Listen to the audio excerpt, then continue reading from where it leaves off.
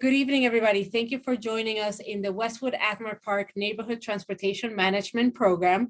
My name is Gaby Cerrado, and I am the project manager. This is our first type of YouTube recording. It's a self-guided sort of meeting where you'll be able to see the different projects that we are proposing. This is a very crucial meeting as you, as the community members, will be helping us prioritize the projects that we will be installing in these two neighborhoods within the next few years.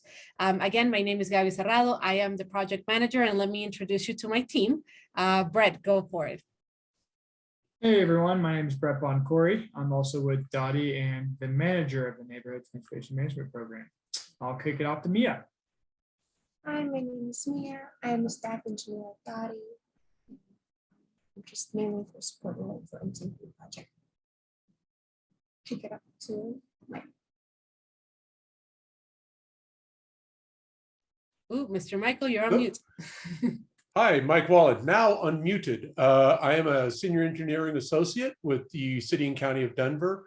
I support the Neighborhood Transportation Management Program with design work and other research. So I kick it to our consulting team, to Kenna.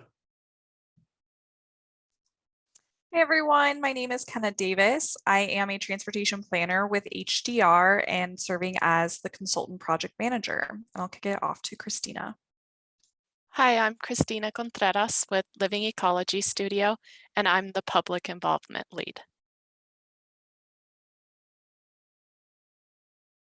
So I'm going to start us off talking a little bit about the NTMP timeline and the tasks that we have completed thus far.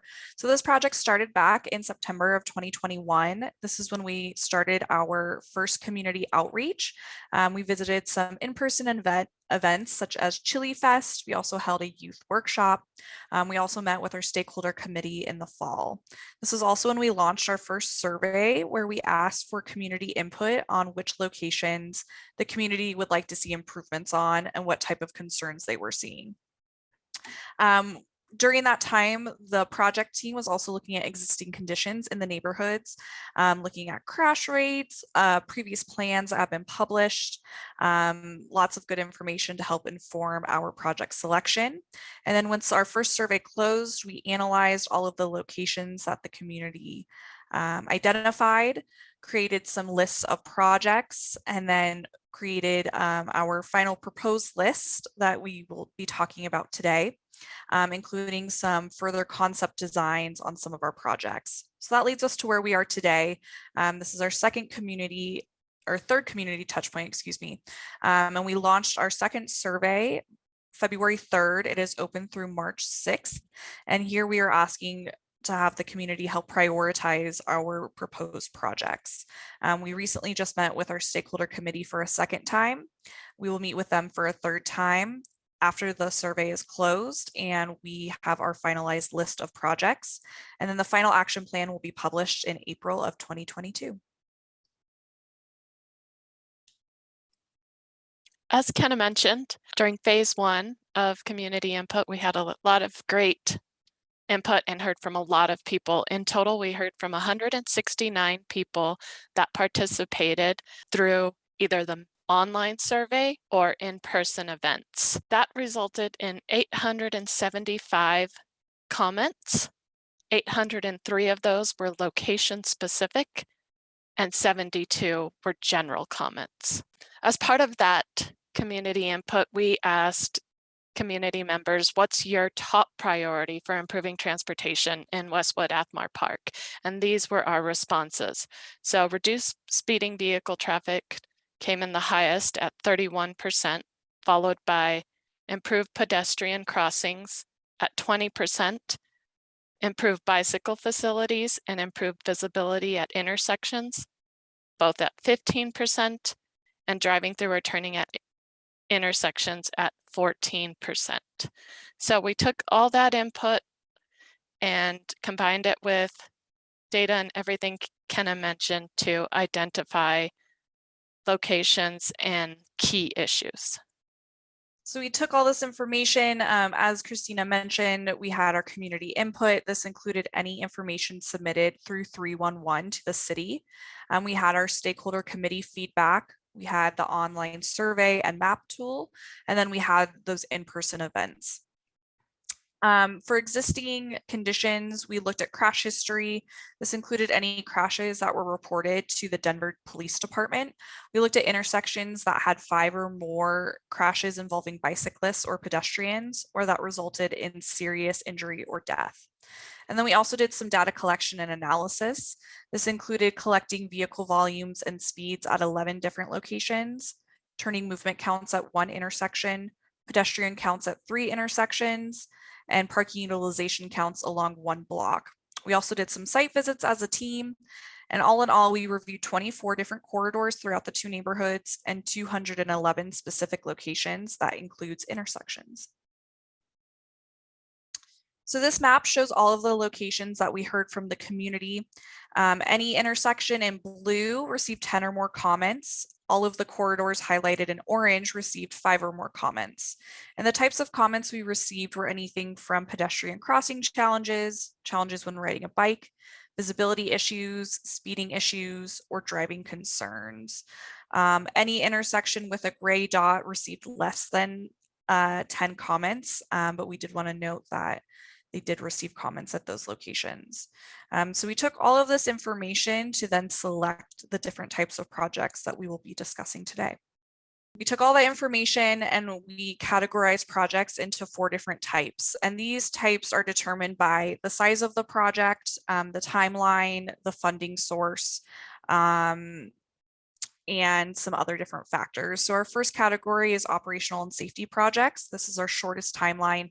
These will be implemented within a year of the final action plan being published. We have 53 locations for ONS projects, and there's 16 different types. And this includes anything from adding always stops or new crosswalks. And these are actually done in-house by Dottie through work orders, so they can get started right away after the action plan is published. The next set of projects we have are NTMP projects, and these are more medium size. The timeline for these are 6 to 24 months after the plan is published. We have 16 of these, and these are some of the projects we're asking the community to prioritize in our second survey. We do have funding identified for implementation, about $500,000 across both neighborhoods. There are more projects than funding available, so this is why it's important to get the community's input on which projects should be prioritized and taken to construction. We next have future projects. These are larger in scale and have the largest timeline, so they'd be implemented about 2 years or more after the plan is published. We have 10 of these projects. We are also asking for prioritization in the second survey for these projects. And then lastly, we have coordination projects. The timeline on these varies. These are actually locations that were identified by the community, but Dottie has ongoing projects along these corridors or at these intersections already. So this includes anything from any of the bikeways proposed in the 2 neighborhoods, like the Virginia Bikeway, any intersection improvements or corridor improvements like Federal Boulevard or Morrison Road. And we have 14 of those projects. Now we're beginning the second phase of community input. The selection of the projects to be built will be determined by all of you who participate in this survey or participate in one of our events. So I'm going to walk us through the online survey and show you all how to provide input that way. And we'll quickly look at the proposed projects, but the team will be going into those details next. Here is the second survey. When you open up the survey, you'll see this introduction that provides some background information and identifies the time that the survey will be open. It's open now until March 6th. So the survey is a combination of this survey text and this informational map. As you can see here, the NTMP projects proposed, future projects proposed, and coordination project are displayed on the information map, and you can click the icons to get more information as well as view the concept designs. So this map has all the information you'll need to respond to the survey. And you'll notice that this map shows NTMP future and coordination, and ONS projects can be viewed. There's a link in the survey. Just click here and you can see a list of all the ONS projects in both English and Spanish. Mike will be going into these in greater detail, but I wanted to show you that those are available online through that link. So this is how the survey works. This is the main input area. First, we ask you to prioritize NTMP projects proposed. And so you'll see a list of all the NTMP projects proposed here. You can go look at the details on the map. And then when you're ready to prioritize the projects from highest to lowest, you just add a project from the list here to this box by clicking the plus icon. And then once you've added the projects you want to prioritize from highest to lowest, you just work in the box by putting them in order, and you can use the arrows to rearrange them. This will inform the NTMP prioritization, and we'll do the same here for the future projects. You just click the plus icon to add it to the box, and then once you have them in the box, you can put them in order. So that's the first part of the survey. Then we ask if you have any specific feedback about either NTMP or future projects, provide some information about the ONS projects, and then we have some demographic questions, and these are all optional questions that City and County of Denver asks on all their surveys to ensure that our responses are. So you can also add your email if you would like to receive project updates. When you're done with all of that, go ahead and click submit, and we will receive and review that input. Gonna go ahead and pass it over to Mike now. Okay, so as part of our NTMP program, we did identify 53 projects that would qualify under operational and safety projects. That is projects that we can complete internally. We can design and implement them with City of Denver employees. And typically these are simpler projects that can be completed with paint and post and signs. Don't typically need heavy equipment to complete. Usually they would include specialty markings such as crosswalks, stop bars, which are markings on the ground to raise visual awareness at an intersection, as well as at a signalized intersection, we can add a leading pedestrian interval. That is, we change the timing of the signal that would give the pedestrian about a 5-second head start where they can walk out into the intersection and be visible to the motorist before the motorist is given their green signal to go. We are also adding speed treatments or speed treatment evaluations, most notably on LaPan Street, whereas we are doing a speed and volume counts, as well as installing a driver feedback sign. That's the sign that tells motorists how fast they're going and to please slow down. We're also doing pedestrian crossing improvements in many locations.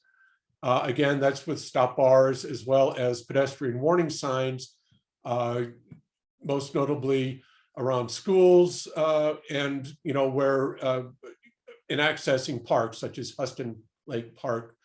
We also have at least one location where we are creating an all-way stop. That's where we have identified enough volume, both motor vehicle and pedestrian volume, bike volume, that we can warrant a 4-way stop intersection. There's more information was be available on the survey that Christine spoke about. So thank you so much for walking us through the operations and safety projects. It's a lot of projects taking place in the neighborhood. And like Michael said, these are going to be sort of that quick build. They're going to be done in-house, within a year after we finalize this process. So now we're going to go into the next level, basically the NTMP projects, and then the longer term items like you see on this map. We are showing you here, as you can see in the legend on the bottom right corner, we are showing you the NTMP projects, the future projects that you all will also help us prioritize which ones we need to move forward first faster. We're also showing those coordination projects. We have a lot of them taking place in the neighborhood. Those are the ones highlighted in gray. And so we're going to right now walk you through all of these different projects in a lot more detail. So the first, so we have the list of overall projects that we have. We have a total of 16 projects of the NTMP projects. Again, these are the projects that are going to take they require a little bit more engineering design, so they cannot be done in-house. So that's why they're going to take somewhere between 6 to 24 months to get it achieved. And we have a variety of projects throughout, the two neighborhoods. A variety of projects in scale and sizes. So as you see here on the map, they're a little bit spread out between both of them. And so I am actually going to kick it off to Brett, who is going to walk us through the first project. Brett? Yeah, thanks, Gabby. So the first NTMP project is on Irving Street from Dakota to Alaska Place. What we heard about in this section is some speeding concerns, pedestrian crossing concerns near the school there, and some visibility concerns at the intersections. This slide is also just kind of noting, we do have a few operational and safety projects that were noted in Michael's slides that say this project was not prioritized. If this project were not prioritized by the community, these operational and safety projects that are listed here would still move forward.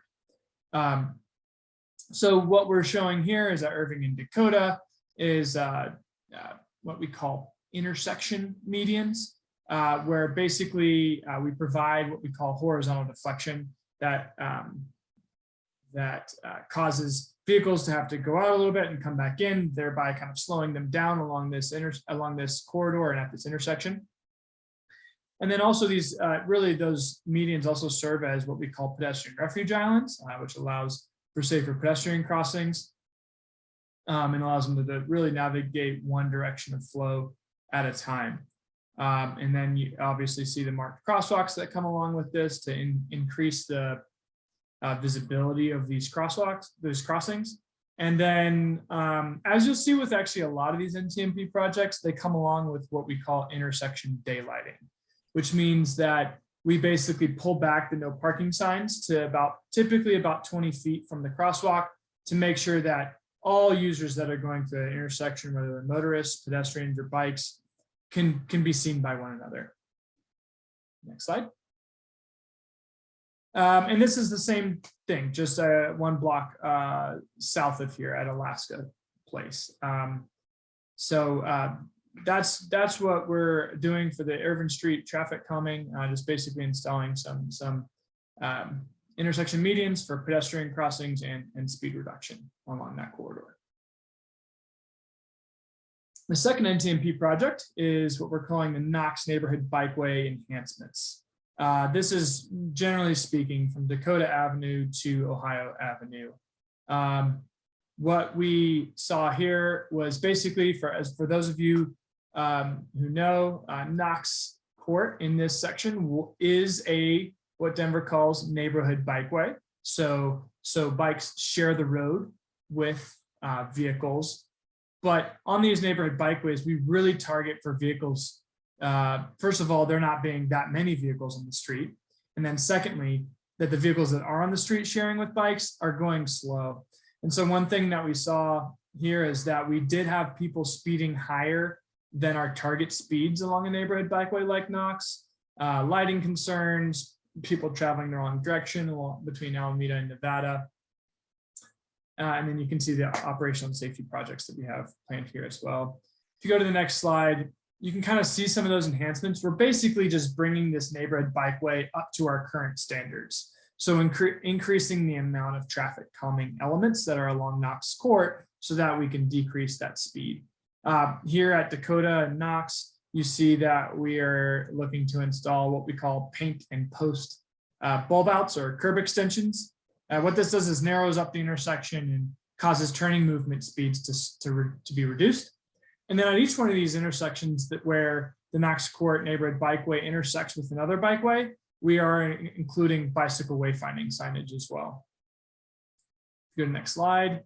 Here's just the location along Knox at Alaska, where we'd be installing traffic circles. This is similar to the intersection medians, where we're trying to look for that horizontal deflection, slowing vehicle speeds down, and giving better sight distance at all approaches. Next slide. Same thing here at Center.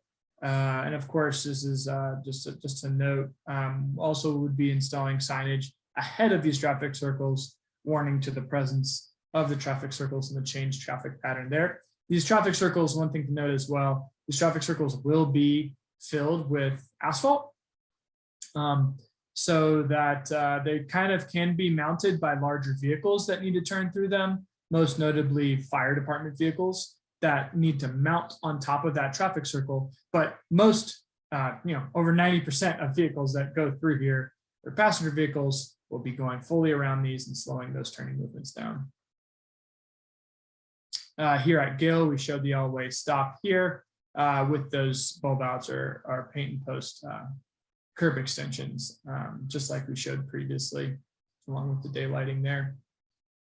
And traffic circle at Walsh, some wayfinding and signage warning about the traffic circle. I think we might have one more here at Ohio at this all-way stop as well, decreasing the pedestrian crossing distances and reducing turning movement speeds through the use of these paint and post bulb outs.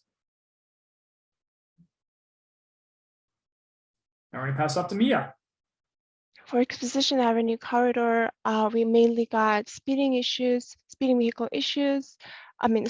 concerns, and to really address those issues, we are planning to implement mid-block pinch points along the corridor and curb extensions as well. And we're also implementing other ONS projects along the corridor. So here you can see there's a mid-block pinch point, and this is a new design that we are implementing, and we're going to continue to evaluate after the implementation, so we can iterate the design process and to really end up the most effective mid-block pinch point that we can design. And yeah, so the mid-block pinch point here is going to narrow down the road to one lane. That's going to reduce the speeding vehicles down, and it's going to help to bring the awareness to the environment for the driver as well. So here, as we can see, there's another pinch point in between Knox and Lowell, and yeah, it's going to slow down the speeds along the corridor. Next slide.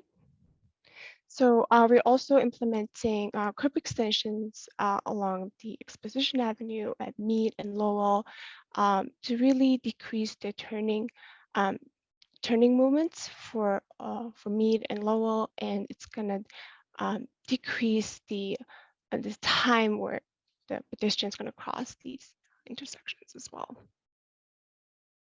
Yeah, and here at Osceola and Exposition, we have another pinch point as well.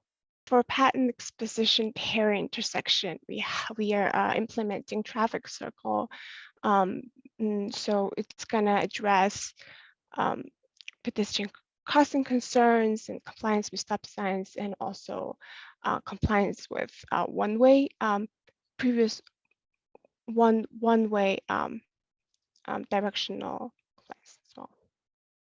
So here you can see at Patton, we have right now the existing conditions where the Patton is going one way north, and a lot of times where drivers are going from westbound Exposition are turning left to Patton, and they are not complying with one-way conditions.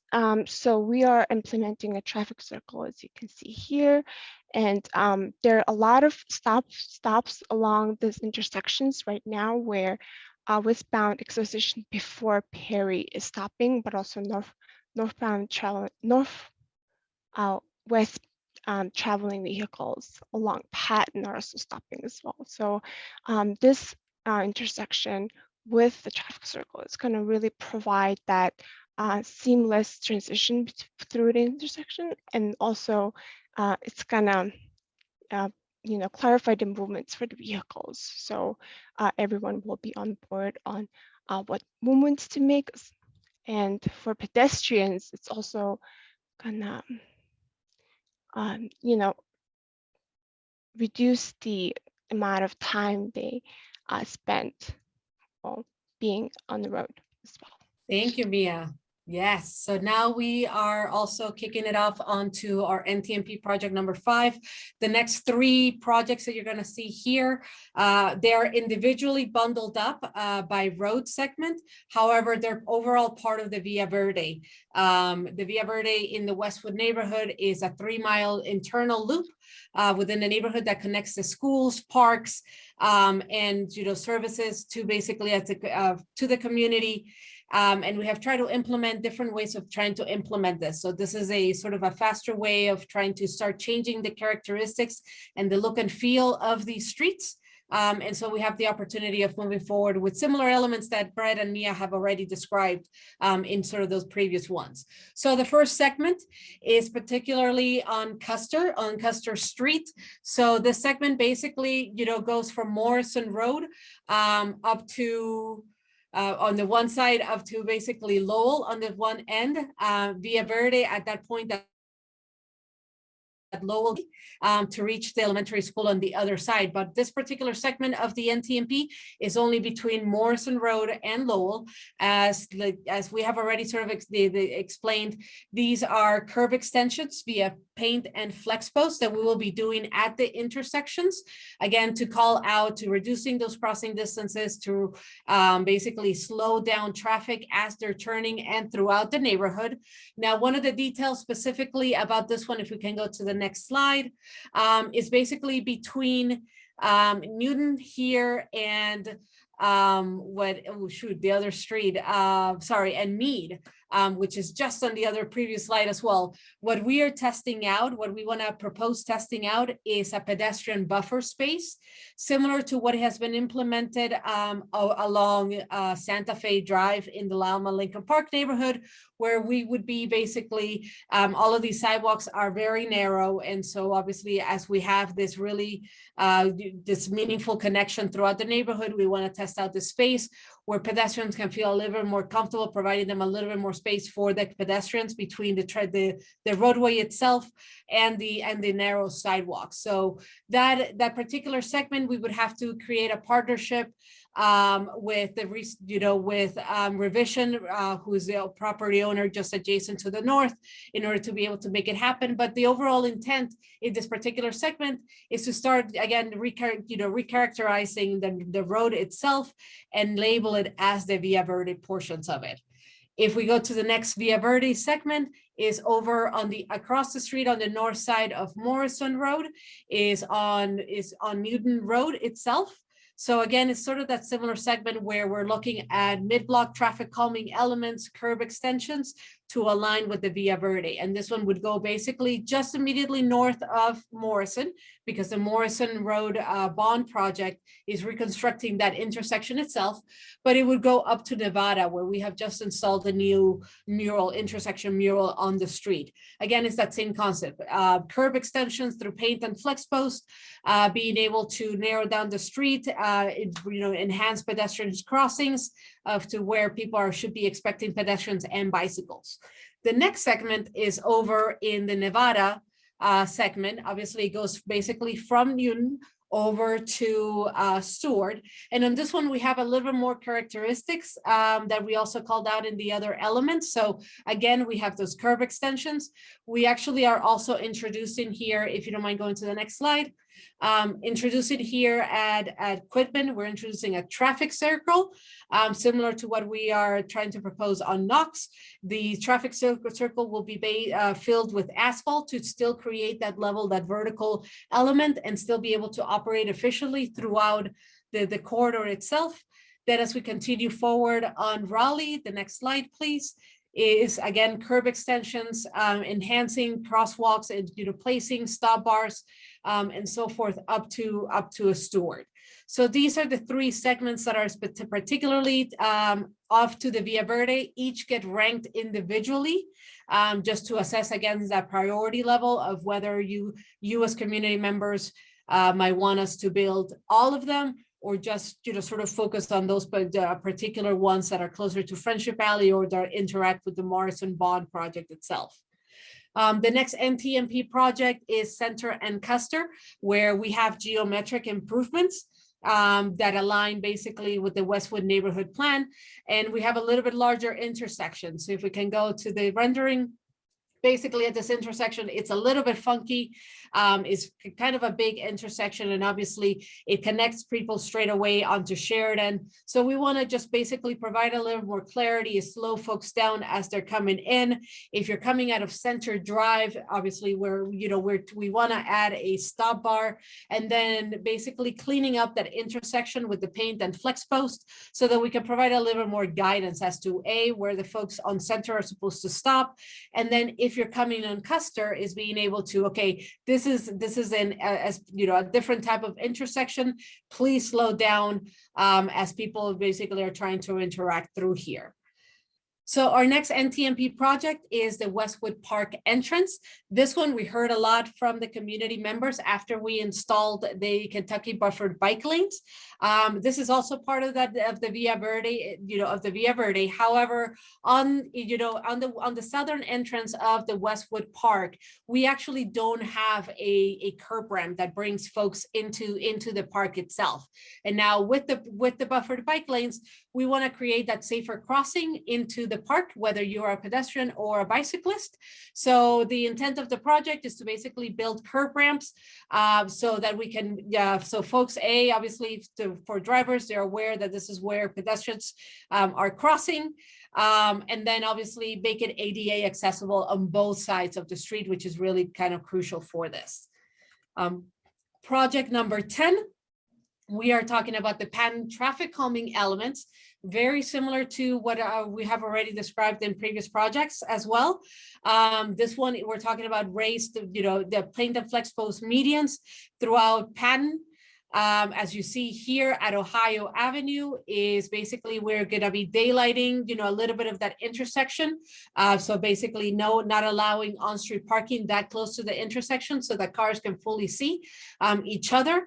On Patton itself, we will be building those sort of that intersection medians with paint and flex post, potentially maybe upgrading it to something else, but we're not sure yet. But basically be able to provide that traffic calming element at that intersection so that people are aware of sort of who's coming, and it's a little bit safer for pedestrians themselves. Similar elements are at the Tennessee intersection as well, as you see. And then basically from there, I'm going to kick it off to Brett, who's going to walk us through a couple of those bikeway projects. Brett? Yeah, thanks, Gabby. So NTMP project number 11 is talking about Kentucky bikeway enhancements. This is from Federal to Lowell. Many of you know, but the Kentucky buffered bike lane was installed last year. We're all very excited about it. But one thing that we've seen is that there are still some vehicles parking in the bike lane, and while there already is some no parking signage, what we propose to do is add some vertical elements to that buffer to further reinforce the fact that that is a bike lane and not a parking lane any longer. Next slide. This one is a new kind of innovative treatment as well. And project number 12 is on Ohio from Clay Street to Vallejo. And what this would be, really along this section of Ohio, we had a lot of concerns about speeding, pedestrian crossing, visibility concerns, non-compliance, people driving the wrong way, because as you know, this section of Ohio actually is one way in the eastbound direction. I have a number of operational safety projects proposed to help address some of these things. But if you go to the next slide, really what we look to do, so since Kentucky, the buffered bike lane was recently implemented south of Houston Lake Park, going eastbound only.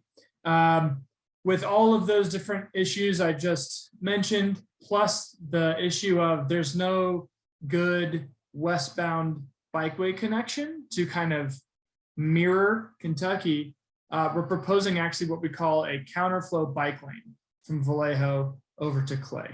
And you can kind of see it drawn in here, but basically motor vehicles would still continue to be able to go eastbound, and there would continue to be parking on both sides. But there would be a counterflow westbound bike lane here to allow westbound bike travel. At the intersections, it also obviously include daylighting that we've been talking about quite frequently here, and bike wayfinding that basically connects folks from the new bikeway on Ohio to Vallejo and points beyond that. This, you can see kind of going further to the west, what that counterflow bike lane would look like at Zuni. We'd also add some curb extensions along the length of Ohio to decrease turning movement speeds and better clarify where you can go as a motorist here. What we're hoping to do a lot with this project is to narrow down the actual eastbound travel lane space so it doesn't look like it's a two-way road, to really reinforce that one-way condition. And then also, like I mentioned, to help facilitate better westbound bike travel.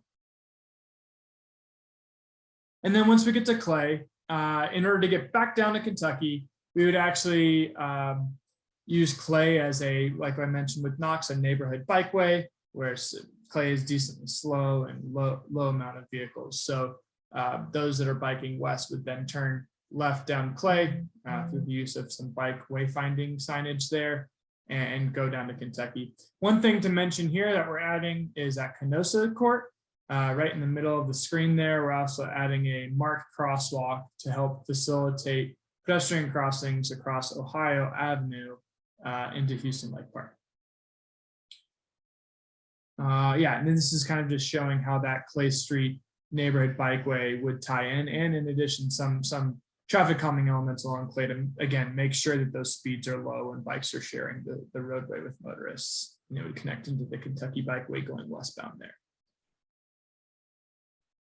And then NTMP Project 13, this is another traffic calming project. Heard a lot of same type of things, pedestrian crossing concerns. People with disabilities using wheelchairs to cross mid-block between the shopping centers, speeding concerns, especially at the hilly sections, and compliance at the stop signs. And what we have here are very similar to what you've seen already. Some bulb outs at the intersections there you can see at Ohio and Raritan, some bulb outs to slow turning movement speeds. But another kind of new treatment for us too is these things we call chicanes. So similar to what Mia had mentioned with the pinch points, but they would only be on one side of the roadway and kind of offset from each other, so that the vehicle kind of has to snake through, thereby kind of introducing some of that horizontal deflection and slowing down speeds along Raritan. Same thing, chicanes, kind of as you go north along Raritan, and some bulb outs at Raritan in Kentucky. So for NTMP project number 14, we have Gueto and Cuevas, where we are introducing intersection geometric improvements to address speeding concerns and stop sign compliance concerns as well. So for this intersection, you can see that it's really wide intersection where we needed to really narrow it down by putting up curb extensions and really slowing down the speeds with curb extensions. So as you can see, and this will really help to really shorten distance to cross for pedestrians as well. And we're gonna put daylighting along this intersection so people could really see the curb extensions, and that would increase the visibility as well. For NTMP Project 15, we have PICOs in Ohio, and we're gonna also implement intersection geometric improvements, which is this traffic signal on traffic circle that is gonna really narrow where you can travel through the intersection, and it's gonna clarify the movements. And from the field visit and the aerial pictures from the Google Maps, there were people actually making donuts, and that really influenced and inspired us to make a donut, traffic circle right in the middle of the intersection. And so this is, again, really gonna reduce the time the petition is gonna be conflicting with the traffic on the intersection. So it's gonna improve safety and reduce speeds. And the last project that we have on this very, very, very long list of NTMP projects is the Lipan and Virginia Avenue intersection. Now, this one is a very funky intersection that we heard a lot from the community, not just through this NTMP process, but through the West Denver Safer Streets process, where we reached out to you all again about sort of what locations you need us to improve. Councilman Clark has also heard you many, many times about this particular intersection.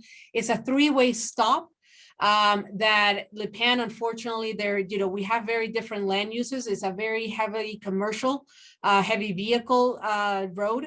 And then we have our new bikeway, the Virginia, neighborhood bikeway, which in this particular section becomes a bike lane, buffered bike lane through this section that as it connects to the Platte River Trail. But the traffic on the traffic on Lipan does not stop. On Virginia, it does, obviously it stops. We have current conditions is just stop signs on Virginia, but on Lipan, it just doesn't stop.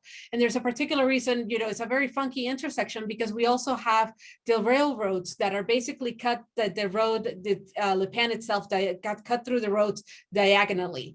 The city does not maintain, does not operate, cannot touch that railroad right away. It is something that needs to be basically continuously requested to our railroad partners. So it is something that is not within the city's jurisdiction to be able to improve or to paint or anything along those lines. So we kind of have to work our way around the intersection itself. But with the creation, with the install of the new bikeway, obviously we should have a lot more bike and ped movements through here. And in addition to that, Virginia is one of the very few roads in the Athmar Park neighborhood that basically does a direct connect to the Platte River Trail. So we do want to improve this intersection for bicycles and pedestrians as well. So what we are proposing at this intersection is basically doing a three-way stop, even though it's a four-legged intersection, is doing it a three-way stop where the traffic on southbound Lipan would come to a stop. The traffic, obviously, the traffic on Virginia will continue to come to a stop, but because of the railroads, how it cuts diagonally, we are not able to install a stop sign on northbound Lipan because it will be too far away from the intersection. So basically, we would just need to heavily sign this and heavily mark it so that people understand that basically it's like one of those really unique intersections and that the northbound traffic does not stop. But in order to also make it, be able to slow traffic down at the intersection, on that north leg, as you see on the graph, on the concept design, we want to bulb it out. Now, this is also one of those locations where we're hoping to basically upgrade that. Instead of paint and flex posts, we can do concrete through our programs. So basically, this is one of those, again, it's really unique. It's going to require a lot of education from the community in order for everybody to fully grasp, how unique this intersection is. There has been other examples nationally that where this has happened. So we're not the first one at doing this, but it does going to require a lot of signage, a lot of striping, and a lot of community education about how this intersection basically interacts with, with the community, with the roadway itself. So these are the NTMP projects that we have. Again, these are the medium scale projects that we need you all to help us prioritize. We do have limited funding. And so we need your help in ranking these in order to be able to assess which ones need to be incorporated. Those who, for some reason or another, cannot make it onto the funded list, we're going to try to basically integrate them into our ONS, downgrade them a little bit from this ultimate configuration that we just showed you, and be able to downgrade them so that we can fit them into an operations and safety projects, those projects that Michael walked you through. So now we're going to walk you through the future projects that we also need help, your help prioritizing as well. And we do have a lot of them as well. So please bear in mind with us. So in the Westwood neighborhood, we have the West Alameda Action Plan. Basically, we have done a lot of projects, a lot of effort on Alameda. We have already studied it a lot.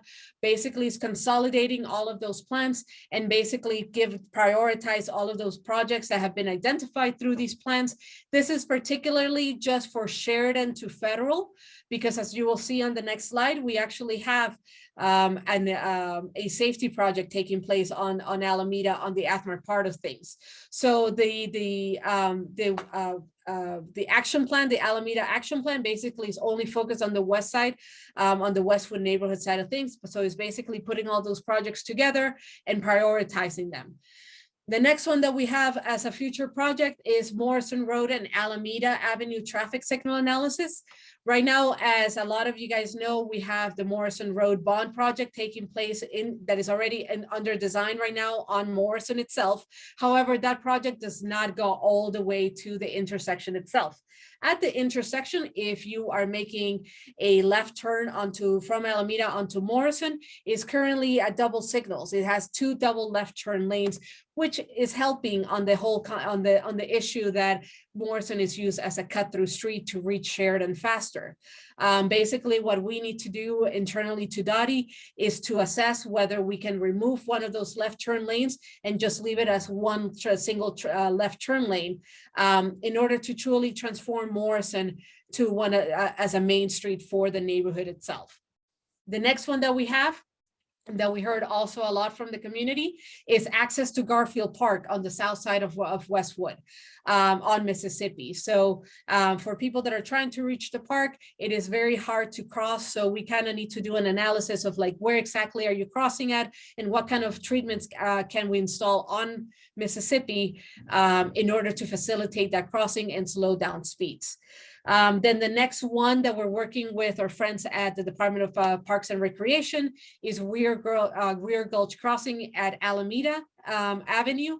That one, Weir Gulch, basically there is we do have some openings on this location, but it's not directly adjacent to where the trail actually crosses. So we need to work with our DPR partners and CDOT, because this portion of Alameda is part of it's owned by the Colorado Department of Transportation.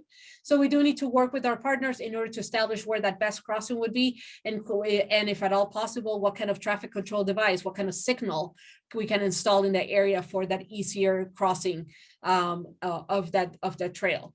And then lastly, there was a lot of projects here in the NTMP list regarding Villa Verde. However, for Villa Verde, we do get poked a lot about exactly how much are we cost, like the ultimate vision of Villa Verde, which is 8-foot, sidewalks, better crossings throughout. What is that going to entail and how much is that going to cost, so that we can start allocating funds right now? And is that conceptual engineering design for the entire 3-mile loop. Right now, we're trying to, change the character of this loop through paint and flex post, but obviously that needs to be part of that ultimate design. So how much is it going to cost us? Then as we head over to the Athmar Park neighborhood, we have a couple of projects on that end. The first one is Lipan Street. Like I just mentioned in that very last, NTMP project, Lipan is one of those, it's a very unique corridor because we have heavy industrial on one side, residential on the other. And it's, obviously we have the Platte River Trail and all of these other elements that are taking place just across, just at the river. So we kind of have to figure out, sort of a really good strategy. So we need to analyze speeds, volumes, that pedestrian access for gateway treatments on the neighborhood itself. It does require that a little bit deeper analysis and partnering with, with different, with our different partners and our different departments to do this. Then we have Lipan Street, access to Vanderbilt Park and the South Platte River Trail. That basically, like we mentioned a little bit earlier today, for our Athmar Park residents, there's very few direct connections into the Platte River Trail. So is formalizing where is that best trail access, and basically be able to put it down on paper so that we can future-proof it. So whenever development comes in or any other, there's, a potential sources of funding so that we can go at it, immediately. Then the next one is South Platte River Drive. Then we have basically how can we improve on Lipan, on the Platte River Drive itself, access to the Platte River Trail, those crossing improvements throughout. And then Vallejo Street and Alice, basically easier access. That one we kind of need to work with our DPR partners as well. We heard from the community on the east side of Houston Lake Park. Basically, how can we establish an easier pedestrian ADA accessible connection into the park from the east side, from Vallejo. And then lastly, for both the neighborhoods themselves, we have, between Federal Boulevard, between Alameda and Mississippi, we have a variety of projects that are going to transform this segment of Federal Boulevard. However, we also can partner, we have the opportunity to partner with our Federal Transit Speed and Reliability team and be able to assess those last block connectivity to those bus stops that are currently in play on the stretch of Federal. So it's being able to work with them and be able to fund them so that we can address that last block connectivity onto Federal Boulevard itself. So here's a list, next slide, this is the map of future projects that we have, taking place. So these are all the things that we need you to help us figure out, how to prioritize them on it. Then lastly, we have the coordination projects. So like we mentioned, we have a ton of projects taking place in these two neighborhoods. We have the Morrison Road Bond project that I already spoke a little bit about. We have Irving, we have a protected buffered bikeway going in right now in the next few months. We have the Kepner Beacon Safe Routes to School improvements that is also that was recently awarded as part of the RISE bond. Then the Westwood Trail with our DPR partners that are planning and designing the Westwood Trail, portions of the Westwood Trail from basically Westwood Park over to Federal Boulevard. Sheridan Boulevard, we have the road safety audit that our Vision Zero team recently completed. Then on the Alameda side, on the Athmar side of things, we have the Alameda Safer Main Streets that are looking from Elliott to Pecos, that are looking at basically improving, reducing those left turn access so that we can improve pedestrian crossings. Similar efforts taking place on Mississippi from Elliott to Cuevas on that side. Then also on Vallejo, we have over in Vallejo in Tennessee, we have another bikeway coming in. And then obviously in between both projects on Federal Boulevard, actually on Virginia, for both neighborhoods, we have again, West Denver Safer Streets, the bikeway that is taking place on Virginia. Traffic signal rebuilds that are taking place on Alameda at Sheridan, Federal. Then the Westwood Trail actual construction, we have a trail construction taking place from, Hazel all the way to Zunai. And then lastly, all the awesome projects that are taking place on Federal Boulevard between Alameda to Mississippi Avenue. So all of these things we are coordinating with the team. And so this is the map of all of these things taking place. And then I'm going to kick it off over to Christina to tell us to wrap this up and help us basically figure out how your community input is needed. Christina. Thanks, Gabby. Now we'll wrap up the presentation by sharing how you can participate in the Westwood-Athmar Park NTMP action plan. So 3 ways. 1, participate in the online survey number 2. That survey is open now through March 6th. And I want to reiterate that it's really important to check out that map, review the projects, and cast your votes.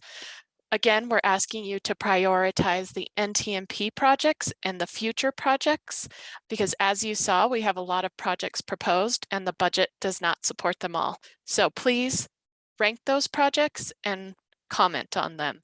The team will review all of that information, ranking and comments, to select which projects will be built. 2, participate in the Facebook Live Zoom meeting event with Council Member Jamie Torres and Council Member Jolyn Clark. That Facebook event is happening on February 8th, but you can watch that recording after the event on Council Member Torres's Facebook page or Council Member Clark's Facebook page anytime after the event. That'll be a great place to ask questions and get a big picture review of the NTMP process. Number 3, participate by email or phone. We can also be reached by email at neighborhoodmobility@denvergov.org or by phone at 720-865-3198. Let us know there if you have any questions. We can respond to inquiries in English, Spanish. Please let us know if you have any comments or questions through either of those channels. In addition, we have a project website where you can get all the information.